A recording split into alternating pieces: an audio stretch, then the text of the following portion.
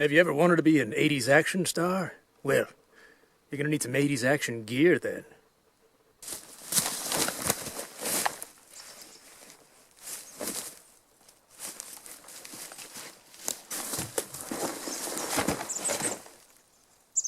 Tactical. Well, hey there, YouTube. Mr. Lead Farmer here. It's a little confession that I've got to make. I have an addiction. You see, I love to buy stuff that I thought was cool back when I didn't have enough money to buy it. So with that in mind, let's take a look at this LBV-88 Enhanced. It's old school, it's tactical. Let's get into it. Well, the first thing I'd like to do is have a little history lesson for you folks. This is the LBV-88 E, and it is called the Enhanced model for two reasons. First off, the first version of this vest had vertical mag pouches. This one has slightly slanted to help you get mags out. Second, they have a mesh on this version because they were complaining that the other one couldn't breathe too well. This was developed by Natick Labs to replace the Deuce gear, or old Alice gear, which just had a belt and suspenders. They thought they could do a little better.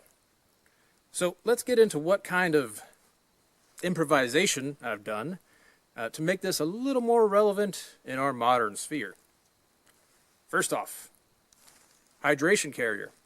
Yep, I got 100 ounces hanging off the back here. Nothing too special there. But then I did make sure and put a belt on here so that I can get a modern, more technical type Kydex holster and my actual Woods Defense pistol on this. And then on the back I put this look like duck hunter type pouch just for my tourniquet and my IFAK gear. And on the other side, I do definitely recommend this. I got a knife, bayonet, I got the USMC standard there, and then a dump pouch.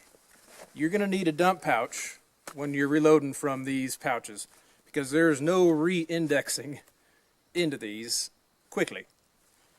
So yeah, those are the three things that I was doing to kind of bring it up to a more modern standard.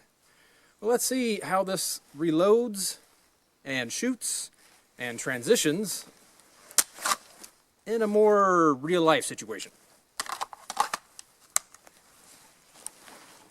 First off, let's do a reload with a Lancer mag.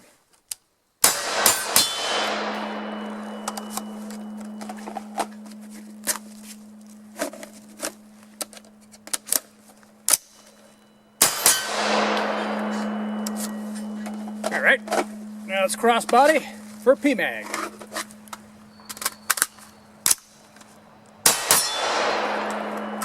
Alright. Alright, now let me switch these P-mags out for some Mission First tactical mags and see if those work. And just for a reference about mags, we know the P-mag works. That's about how thick it is. This Lancer mag works okay. And now we're going to see if this Mission First tactical mag works. And let's see if I can get the clip on the top. Just snap. Oh, so close. Yep. Okay. Mission First tactical mags at least snap into the pocket. Alright, let's go for it.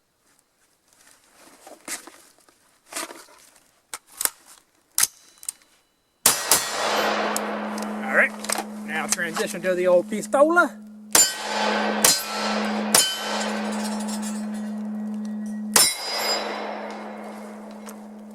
Well, I can definitely say this works with modern mags, but we'll be going over more of that soon. And yeah, it also works transitioning to a pistol. Nice. Well, now that we've seen this dog can hunt, let's see what kind of mags will work and won't work. Because this was originally developed for the USGI aluminum magazines. And these pouches are very form-fitting because of that. Now, if you have two plastic mags in here and the pouch isn't too form-fitting, the sound won't be too much of a racket. But if you get two aluminum or steel mags in there and it starts rattling around, boy, that makes a lot of noise. So yes, these pouches are very form-fitting. And I've seen a lot of comments and other people on this YouTube sphere who have done reviews of this setup, and they haven't been able to get mags in and out when they're the more modern plastic ones. So I want to go ahead and show you that that can be done. You just really have to stuff them in there. So what mags work? Okay, let's start off. I got Lancer mag over here. And yes, that went in there and buttoned. On the other side, we got a P mag, or two. And yes, that went in there and buttoned. And on the bottom, got another Lancer mag. Now, as you can see, you have to know how to position your magazines to access them in this setup. If I had this sucker so the rounds weren't facing down and they were facing up like this, I would have to do something real funny to try to stuff that back into the rifle. So when you're looking at your mag, have the bullets facing downward on each side. Trying to re-index this is not easy, because that means when you go to pull them out, you'll have the right angle for both your left hand and the reverse grip with the left hand. And if you want to do it with your right hand, let me see if I can get that in there.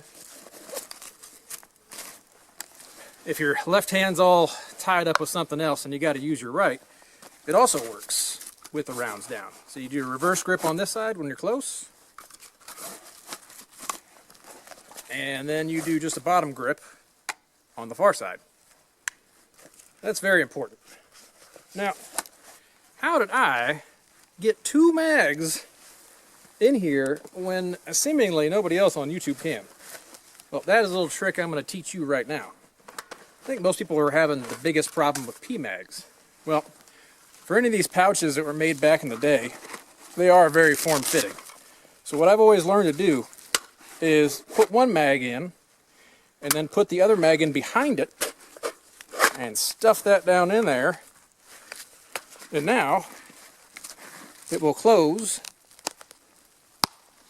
and snap. Awesome. There's a few little tips like that with this old gear that you really need to know to get it to work right. Another one is, if you're ever planning on buying one of these LBVs, these straps, for the shoulder straps, they need to be duct taped. Because if not, it'll just start slipping on through there. And there's a couple of them on the back too. So just so you know. Another thing I'd like to point out, on the back here you see what looks like a little 550 cord webbing, or attaching the webbing together. And that has, let's see if I can feel it, yeah. That has this little drum on the back that will never stay cinched. So what I did is I just went ahead and put a darn knot in there. So that's going to keep it all in the right place for you. Now, I know what you're all thinking.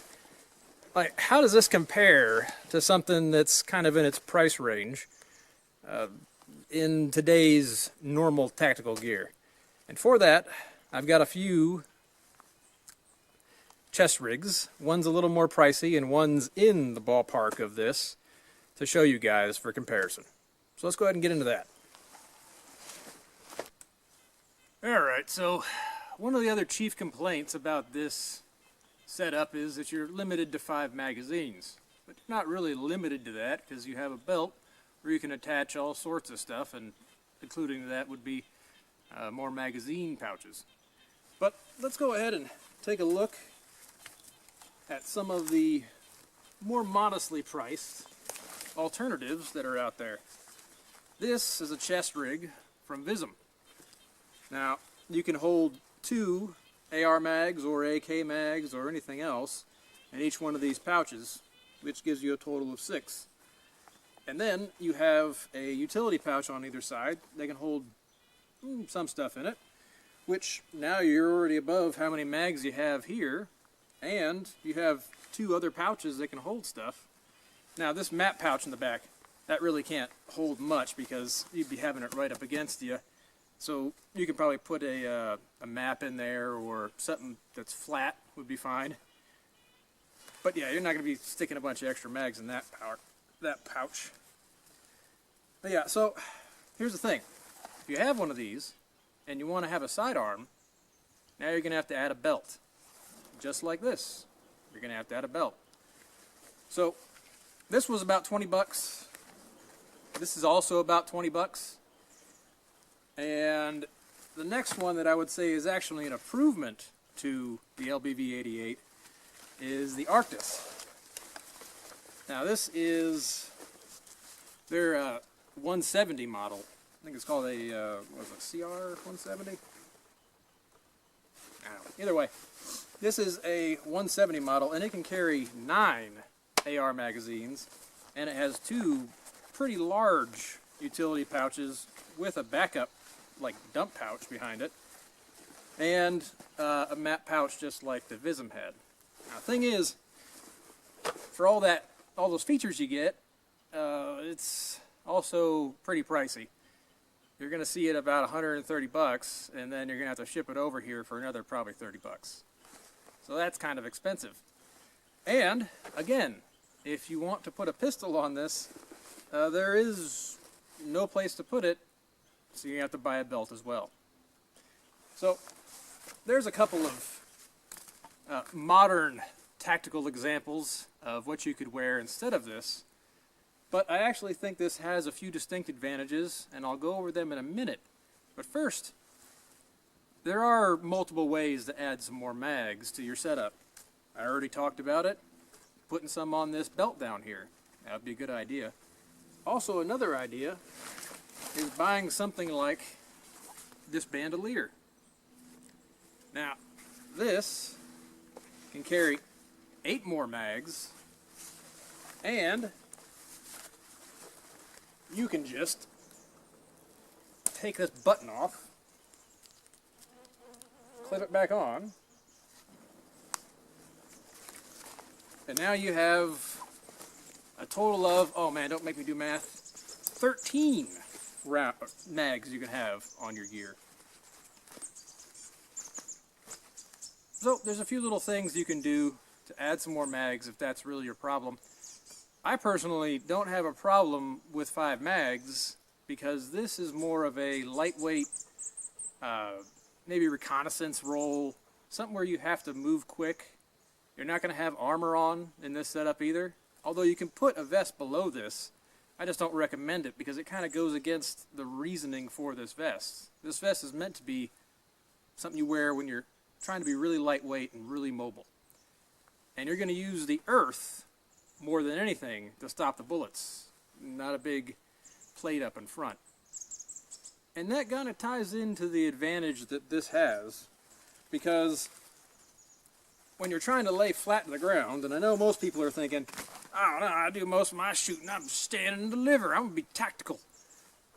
Well, if you're out in an environment like this and you got bullets flying all around you, you're going to want to be so close to the ground that, you know, it's your love for your last 20 years and you're just getting to know it again.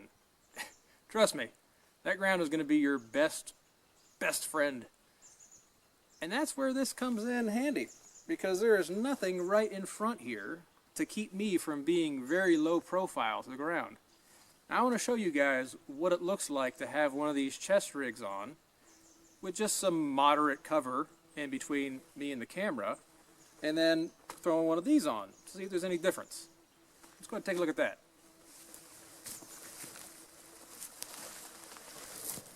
Now, I know it can be kind of hard without actually seeing what I mean by being close to the ground and advantages.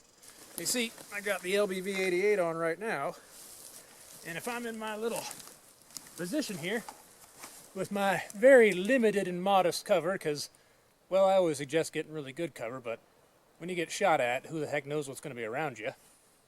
You can see, if I was shooting, and then I had to get down, I can lay almost flat behind this piece of cover. with my LBV-88 on. Now let's see what that looks like with the Arctis. Alright, so now we are in our same position with the Arctis chest rig on. And I'm shooting. I start taking fire, and I try to get low. Now I've got all these mags putting a few more inches between me and the dirt. And I know what you're all thinking. Oh, a few inches, that doesn't matter. Well, that's funny people say that because, well, in other ways they think it does. And when you're getting shot at, that's one of the ways that I think it really matters. So, does it have all the advantages when it comes to mags of things like the Arctis? No. But that LBV-88 sure does have the advantages when it comes to getting out of the way of some bullets. Because I can feel I am not being well covered right now. So yeah, that's just one advantage. And before I end my little talk about pouches, there's two more pouches I really didn't go over. And that is the grenade pouch. I know what you're thinking, Mr. Lead Farmer. What are you going to put in there? Well, how about an M67? I love M67s. That's a dud, by the way. But if you don't have any frag grenades, you can also throw in a can of Copenhagen, maybe? Some candy paint? Or a compass. Something small like that. Yeah, I think that goes over all these pouches. So to sum up, yes, the LBV-88 does work with modern mags, and there's a few things you can do to modernize it, like add a camelback to it, or a few extra pouches that are MOLLE. Hope you guys like this review. Make sure to hit the thumbs up button and subscribe. Y'all have a blessed day.